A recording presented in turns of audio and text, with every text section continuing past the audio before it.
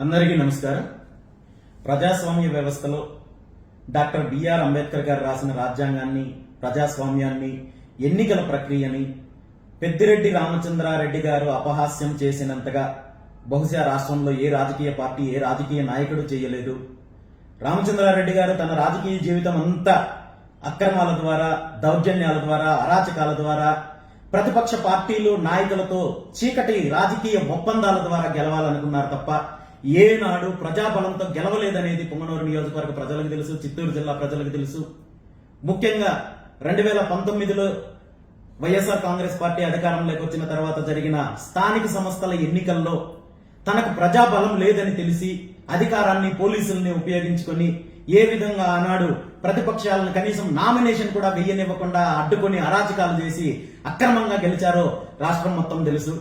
ఆ తర్వాత ఎన్నికల ప్రక్రియలోనే ఒక చీకటి సంఘటన, తిరుపతి పార్లమెంటుకు జరిగిన ఉప ఎన్నికల్లో తన పార్టీ అభ్యర్థిని గెలిపించడం కోసము పెద్దిరెడ్డి రామచంద్రారెడ్డి గారు దేశంలో ఎప్పుడు ఎక్కడా జరగని విధంగా సుమారు 38,000 తప్పుడు ఓటర్ కార్డులను సృష్టించి ఆనాడు ఎన్నికల్లో గెలిచే ప్రయత్నం చేసినప్పుడు ఎన్నికల సంఘం దీని మీద విచారణ జరిపించి దానికి సంబంధించి బాధ్యులైన అధికారుల మీద చర్యలు తీసుకున్నారు. కానీ ఇలాంటి తప్పుడు నాయకుడు పెద్దిరెడ్డి రామచంద్రారెడ్డి మీద ఇప్పటి వరకు ఎటువంటి చర్యలు తీసుకోలేదు.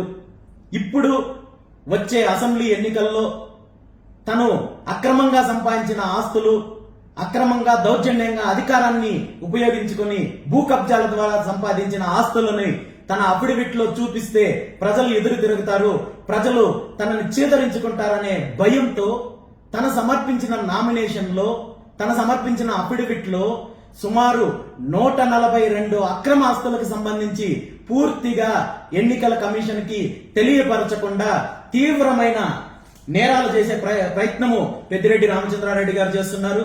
ఇది ఆయన ఎన్నికల కమిషన్ కి సంబంధించి సమర్పించిన అఫిడవిట్. ఇందులో ఏవైతే ఆస్తులు ఉన్నాయో తనకు, తన భార్య గారి పేరు మీద ఉన్న ఆస్తులు సమర్పించకుండా ఉన్నవి సుమారు 142 ఆస్తులు ఈరోజు కేవలం మాకున్న సమాచారం మేరకు మాత్రమే ఇవి ఉన్నాయి.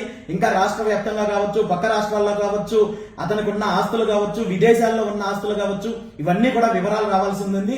ఇప్పటికీ మాకొచ్చిన వివరాల మేరకు 142 ఆస్తులు తనకు సంబంధించినవి ఎన్నికల అఫిడవిట్ లో సమర్పించలేదనేది పూర్తిగా ఆధారాలతో సహా ఈరోజు మేము ఎన్నికల కమిషన్ కి ఇప్పటికే కంప్లైంట్ చేయడం జరిగింది. ఇవన్నీ కూడా ఈ ఎల్లో మార్క్ చేసిన ఆస్తులకు సంబంధించి పూర్తిగా అతని పేరు మీద, అతని భార్య పేరు మీద ఉన్న ఆస్తులు. ఇవేవి కూడా ఎన్నికల అఫిడవిట్ లో సమర్పించలేదు. ఇవన్నీ కూడా సుమారు 142 ఆస్తులు ఉన్నాయి. ఇంకా చాలా ఆస్తులు, చూపించిన ఆస్తులు చాలా ఉన్నాయి. వీటన్నిటి మీద కూడా ఇప్పుడే ఎన్నికల కమిషన్ కి బీసీవై పార్టీ తరఫున ఫిర్యాదు చేయడం జరిగింది.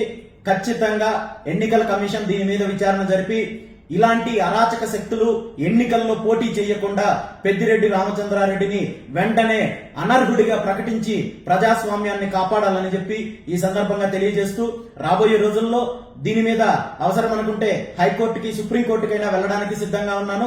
ఖచ్చితంగా ఇలాంటి అరాచక శక్తుల్ని, ఇలాంటి ప్రజాస్వామ్యాన్ని కూనీ చేసి అక్రమంగా ఎన్నికల్లో గెలిచి దోపిడీ చేయాలి, దౌర్జన్యాలు చేయాలనుకునే నాయకుల్ని ఎన్నికల కమిషన్ శిక్షించాలని చెప్పి కూడా ఈ సందర్భంగా కోరుకుంటూ పొంగనూరు నియోజకవర్గ ప్రజలకు కూడా మరొక్క విజ్ఞప్తి చేస్తున్నాను. గత 15 సంవత్సరాల నుండి పెద్దిరెడ్డి రామచంద్రారెడ్డి, అతని కుటుంబ సభ్యులు, అతని అనుచరులు చేసిన అరాచకాలు చూశారు, దౌర్జన్యాలు, దోపిడీ, భూ కబ్జాలు చూశారు.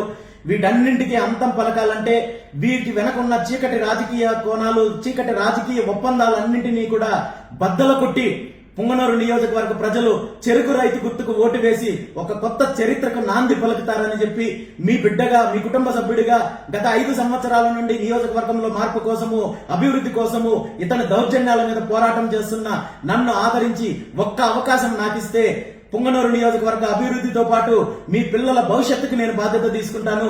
రైతులకు మంచి చేసే బాధ్యత నేను తీసుకుంటాను. నియోజకవర్గంలో రైతులు, మహిళలు, ఉద్యోగులు, వ్యాపారస్తులు ప్రతి ఒక్కరికి నేను అండగా ఉండి అన్ని రకాలుగా అభివృద్ధి చేస్తానని చెప్పి సందర్భంగా మాటిస్తున్నాను. Thank you.